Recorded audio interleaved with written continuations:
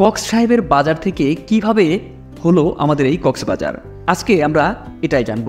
শতাব্দীর পর শতাব্দী প্রকৃতির সবচেয়ে সুন্দর ছবি হয়ে দাঁড়িয়ে আছে বিশাল সমুদ্র সৈকত আমাদের কক্সবাজার, যার নান্দনিক সৌন্দর্য উপভোগ করতে রোজই ছুটে আসেন দেশ বিদেশের সৌন্দর্য পিপাসু পর্যটকরা, মেতে ওঠেন সৈকত ও সাগরের সঙ্গে।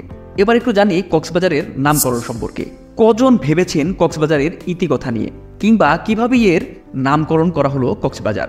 সে ইতিহাস জানতে আমাদের চলে যেতে হবে 7ম থেকে 8ম শতকে। তখন থেকেই কক্সবাজার ছিল ভিনদেশীদের আনাগোনায় মুখর। এর মধ্যে ছিল ধর্মপ্রচারক ও আরব ব্যবসায়ীরা। সে সময় চট্টগ্রাম ও আকিয়া বন্দরে আগমন ঘটত পর্যটকদের।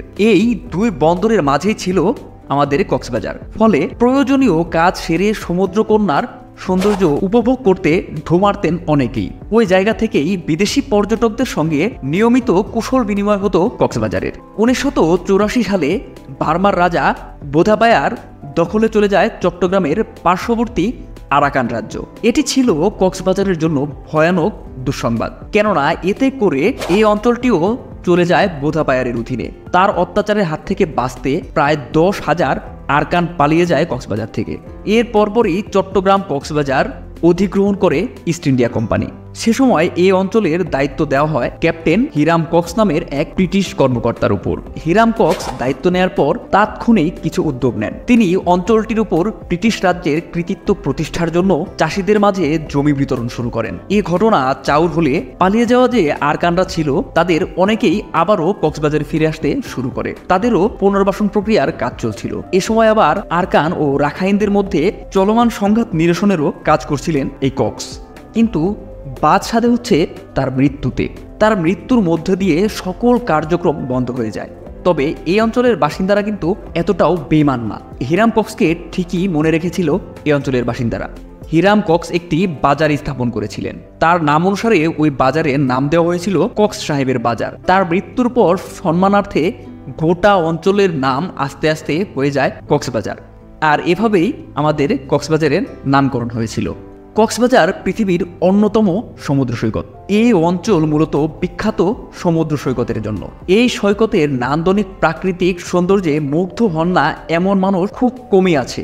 এটি পৃথিবীর দীর্ঘতম সমুদ্র সৈকতগুলোর একটি। এর দৈর্ঘ্য 150 কিলোমিটার তথা 93 মাইল, যেখানে ব্রাজিলে অবস্থিত বিশ্বের সবচেয়ে দীর্ঘ সমুদ্র সৈকতের দৈর্ঘ্য 212 কিলোমিটার অর্থাৎ 132 মাইল। তবে এর কিছু অংশ আবার মানুষের বানানো। অন্যদিকে আমাদের কক্সবাজার সম্পূর্ণ প্রাকৃতিক সৌন্দর্যের দিক দিয়েও অন্যতম। সৌন্দর্যের লীলাভূমিও হচ্ছে আমাদের কক্সবাজার। সাগরকে কাছ থেকে ছুঁয়ে দেখতেই দূর দূরান্ত থেকে মানুষ ছুটে যায় কক্সবাজার। সৈকতে দাঁড়িয়ে সূর্যের টুপ করে ডুবে যাওয়া আর ভোরে ঘুম ভেঙে সমুদ্রের বুক থেকে গা ঝাড়া দিয়ে সূর্যি মামার পূব আকাশে ডানা মেলার দৃশ্যটি উপভোগ করার ইচ্ছাও থাকে সকলের তালিকায়। এসব উপভোগের জন্য কক্সবাজারে কয়েকটি সৈকত রয়েছে। এর মধ্যে Laboni beach, Sugandha beach, Kalatoli beach, Himchari, Inani beach, marine route উল্লেখযোগ্য। সব থেকে বড় বিষয় হচ্ছে এসব সৈকত থেকে অনায়াসে পান করা যায় সাগরের সৌন্দর্য। সেই সঙ্গে পর্যটকরা ঝাঁপিয়ে পড়ে নীল জলরাশিতে। সৈকতগুলোতে বিশ্রামের জন্য রয়েছে চেয়ারের ব্যবস্থা। চাইলে একাকী বা সঙ্গীদের নিয়ে চেয়ারগুলোতে হেলান দিয়ে রৌদ্র স্নান করতে পারবেন আপনারা। তবে এখানে খালি পকেটে কিন্তু চিড়ে ভিজবে না। স্থানীয়দের তত্ত্বাবধানে থাকে এই সারি বেঁধে পেতে রাখা বসার আসনগুলো। আপনাকে তা ভাড়া নিতে হবে ঘন্টা চুক্তিতে। নির্দিষ্ট অঙ্কের টাকা দিলেই নির্দিষ্ট সময়ের জন্য তার দখল পাবেন আপনি। অনেকেই সৈকতে কাটানো সময়গুলো ফ্রেমবন্দি করতে পছন্দ করেন। কেউ বা সাগরের জলে নিজেকে মেলে ধরে লেন্সবন্দি হতে চান, সে ব্যবস্থাও রয়েছে এখানে। শুধু আশেপাশে তাকালেই দেখতে পাবেন ডিএসএলআর নিয়ে ঘুরছে অসংখ্য ফটোগ্রাফার।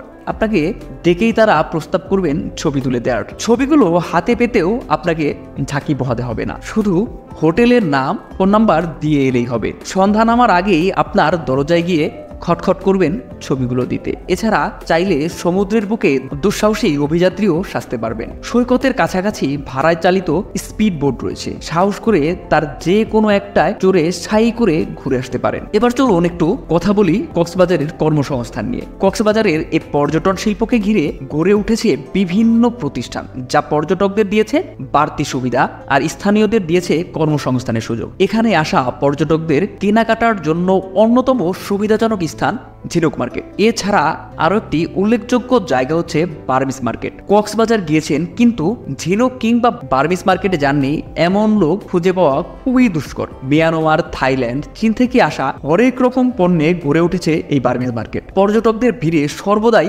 মুখর থাকে এই মার্কেট। সমুদ্র সৈকত থেকে বাড়ি ফিরে যাওয়ার সময় বার্মিস মার্কেট থেকে প্রিয়জনদের জন্য উপহার সামগ্রী কেনা যেন প্রচলিত রীতিতে পরিণত হয়েছে।